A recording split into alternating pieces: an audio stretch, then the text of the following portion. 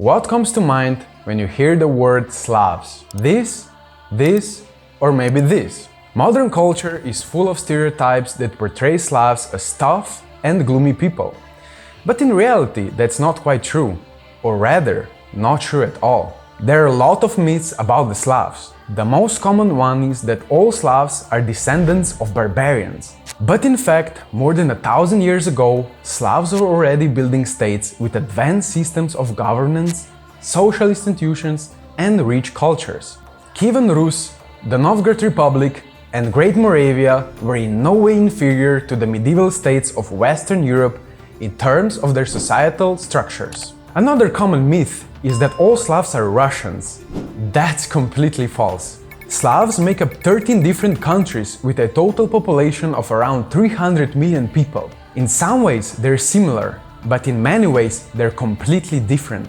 Russians are the largest Slavic group, but more than half of all Slavs are nothing like Russians. But let's figure out what actually unites all Slavs. It turns out it's not any special genes or DNA. Modern science defines Slavs as people who speak Slavic languages. That's it. There are no other criteria. So, it's no surprise that Slavs living in northern Russia and those in, say, Montenegro can look quite different. The main thing is that both groups speak Slavic languages. Okay, so we figured that out.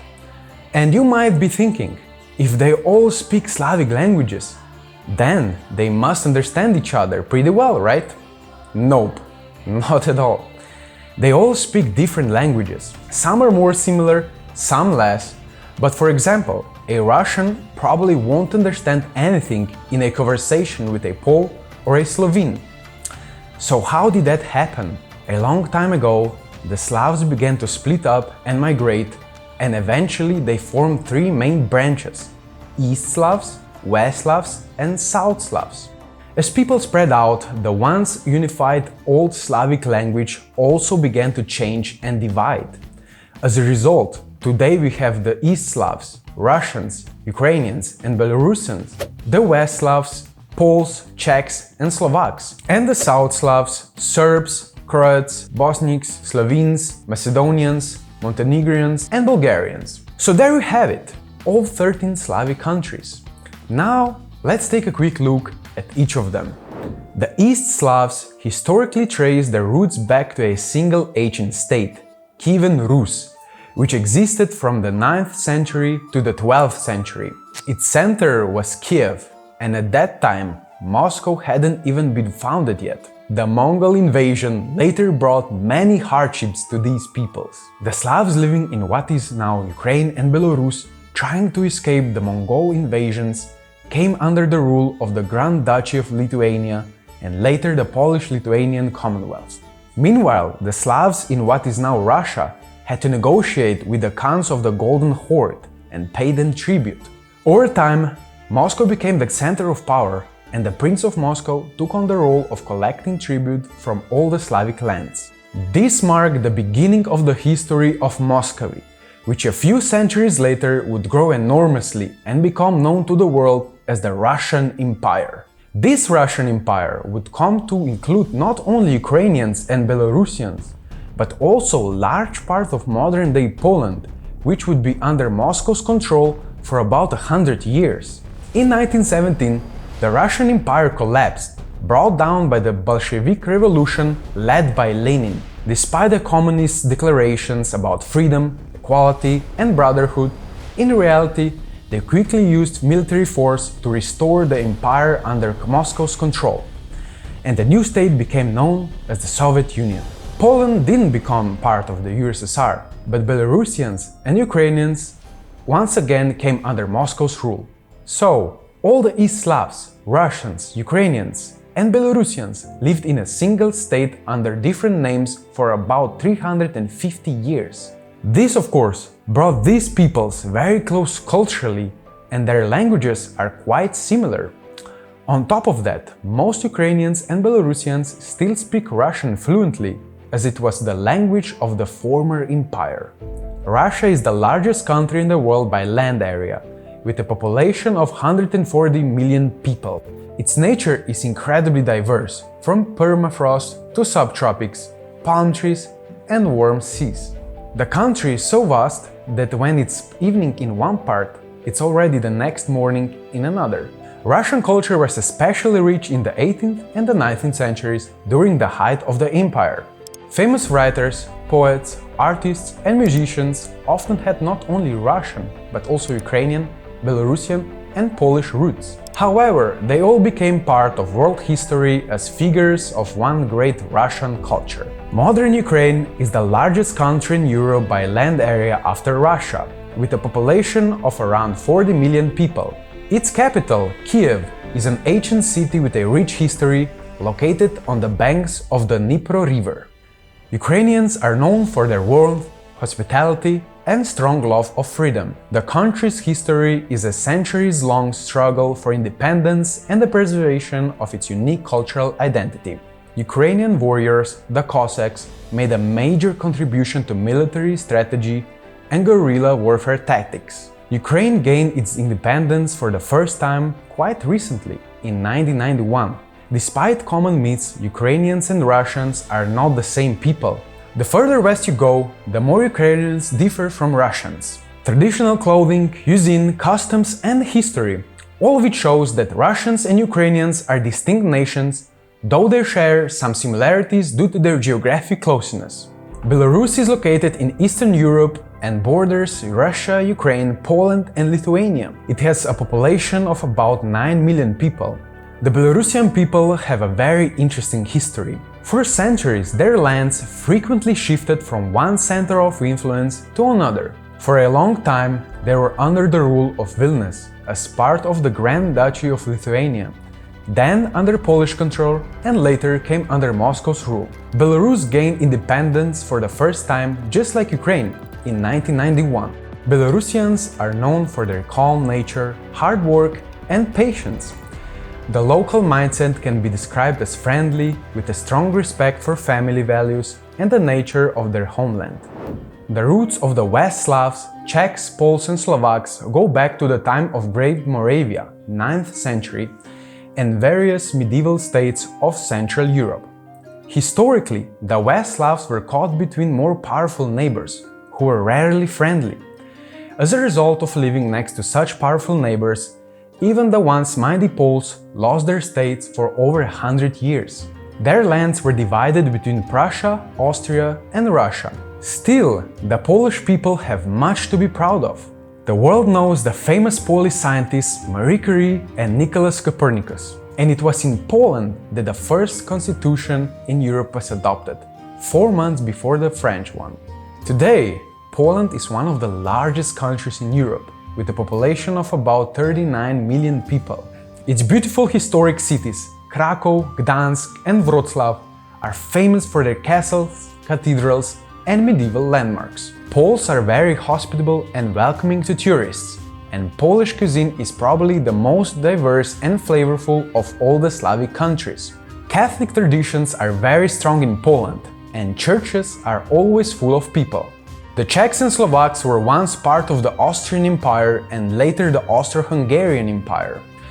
After World War I, they gained independence as a single country, Czechoslovakia. At the end of the last century, they peacefully split into 2 separate countries, the Czech Republic and Slovakia. You could say that these 2 nations are the closest to each other, having lived together in the same country for many centuries. The territories of these 2 countries closely match the borders of the ancient Great Moravia. Czechia is a modern European country with a population of about 10.8 million, famous for its rich history, culture, and architecture. Its capital, Prague, is one of the most beautiful cities in the world, with Gothic cathedrals, medieval bridges, and historic districts. So, what is the Czech Republic best known for today? The famous Škoda factories, Bohemian glass, and of course, the legendary Czech beer. Slovakia is a small but surprisingly rich country in the very heart of Europe with a population of about 5.4 million. It's known for its picturesque nature, dense forests, valleys, and of course, the high Tatras, the highest mountains of the Carpathians. Slovak cities preserve the spirit of the Middle Ages. Old castles, narrow streets, and majestic cathedrals can be found at every turn. Slovakia is the European leader in car production per capita, and its economy is actively developing in the fields of engineering, IT, and tourism. At the same time, the country remains peaceful, welcoming, and homely. What unites the West Slavs is their strong desire for freedom and respect for personal boundaries. West Slavic culture is often very vibrant and arguably the most European in terms of urban traditions, education, and craftsmanship. The medieval history of the South Slavs was closely tied to the Byzantine Empire and later to the Ottoman Empire and Austro-Hungary. Many South Slavic peoples take pride in their unique emotional expressiveness, which is often reflected in their music, dance, and celebrations. The Balkan region is known for its rich mix of religions: Orthodoxy, Catholicism, and Islam, all of which have influenced the culture and traditions of each nation. After World War I, most South Slavs united into a single state called Yugoslavia, with its capital in Belgrade, and tried living together for about 70 years. But tensions grew over time, and the breakup of Yugoslavia in the 1990s became one of the most tragic episodes in modern European history. The South Slavs ended up fighting each other for nearly a decade, and by the early 21st century, all of them had gained independence from one another. Slovenia was effectively the first one to do so, a small country located at the crossroads of the Alps, the Balkans, and the Adriatic coast. In the 1991, Slovenians gained independence for the first time in their history. The capital, Ljubljana, is a picturesque city that blends medieval architecture with a modern European style. It's a small country, but its nature is incredibly diverse. In just 1 hour by car, you can travel through 3 different climate zones, starting from snowy alpine slopes, through green valleys, and down to the warm seaside where palm trees and olive trees grow. Slovenia is often confused with Slovakia, but the two countries are completely different. Slovenes were under Austro-German influence for a long time, and that has left a mark on their culture and way of life. There's even a joke that Slovenes are Slavic bones covered in German meat. Slovenians love outdoor sports, skiing, mountaineering, hiking, and ski jumping. They value order and care deeply about the environment. Slovenians also respect personal space and strive to live in harmony with nature. South of Slovenia lies Croatia. The country has a long coastline along the warm Adriatic Sea, making it a popular destination for summer vacations. Croatia's seaside resorts, Dubrovnik, Split, and Rovinj, have rich histories and are filled with architectural landmarks reflecting the influence of the Roman Empire and the Venetian Republic. Croats take great pride in their independence and in a culture that blends Slavic and Western European traditions. The Adriatic coast is rich in cultural heritage with seafood-based cuisine, a strong passion for football and other sports, and traditional clothing that includes Italian influences. Most Croats are Catholic, so religious holidays play an important role in public life. Croats are cheerful and open-hearted people. The border between the Austro-Hungarian and the Ottoman empires once ran through Croatian lands, which is why military traditions are especially strong among Croats. It was the Croats who prevented the Ottoman Empire from advancing further into Europe. During the century-long Croatian-Ottoman War, the Turks were never able to conquer the Kingdom of Croatia, and the long conflict ended up with the decisive defeat of the Ottoman army. And after that, the Turks abandoned their attempts to expand in that direction. Another Slavic country on the Balkan Peninsula is Serbia. Unlike Slovenes and Croats, Serbs are Orthodox Christians. Serbia has a population of about 6.5 million people. Serbs are often described as having a passionate nature, a strong sense of national pride, deep loyalty to Orthodox traditions, and a readiness to resist external threats. They're known for their hospitality, generous feasts, and love of music, from traditional folk songs to modern performers. Serbian cuisine features plenty of grilled dishes and a wide variety of vegetables. Unlike the Croats, the Serbs were unable to resist the Turks, and along with other Slavic countries, Montenegro, Bosnia, Macedonia, and Bulgaria fell under Ottoman rule for many centuries. It wasn't until the late 19th century that these nations were freed by the Russian army from what is often called the Ottoman yoke. Bosnia and Herzegovina is a Slavic country where about 30% of the population practices Islam. Bosniaks are the only Slavic Muslim people of their kind. The capital of this small country, with a population of 3.5 million, is Sarajevo, and it was here that World War I began. In addition to Bosniaks, the country is also home to Serbs and Croats, making Bosnia and Herzegovina unique in its religious makeup. 1/3 of the population is Muslim, 1/3 Catholic, and another third Orthodox Christian, yet all of them identify as Slavic peoples. Two other small countries that were once part of Yugoslavia are Montenegro and North Macedonia. Montenegro is known for its seaside resorts. With its warm climate and location on the Adriatic coast, the country is very popular with tourists. Historically, Montenegrins are closely related to Serbs. Hospitality and family values are highly respected here. People love gathering, socializing, celebrating, and enjoying time with relatives and friends. Montenegrins are a proud people with a rich history shaped by Orthodox traditions and influences from Southern European culture. They're known for their calm, slow-paced way of life, their appreciation of beautiful landscapes, and their love of good food. At the same time, their mentality was shaped by a long history of fighting for freedom, which left a strong sense of independence and self-respect. North Macedonia is a country in the southern part of the Balkan Peninsula, with its capital in Skopje. It has a population of around 2 million people. Surrounded by mountains, the country is known for its ancient churches, monasteries, and the beautiful lake Ohrid, which is included on the UNESCO World Heritage List. Most Macedonians are Orthodox Christians, though there is also a Muslim community. The name of the country traces back to the era of ancient Macedonia.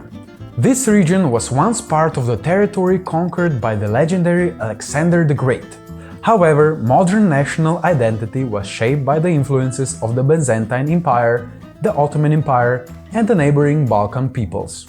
The last of the South Slavic countries is Bulgaria, with a population of around 7 million people. It is located on the coast of the warm Black Sea. Bulgaria has a rich and ancient history. The first Bulgarian Empire was founded about 1500 years ago. Bulgarians were frequently at war with the Byzantine Empire until Byzantium eventually fell to the Turks. Soon after, the Turks also conquered Bulgaria, and the country remained under Ottoman rule for a long time. Despite this, the Bulgarians managed to preserve their unique language, writing system, and the Orthodox Christian faith.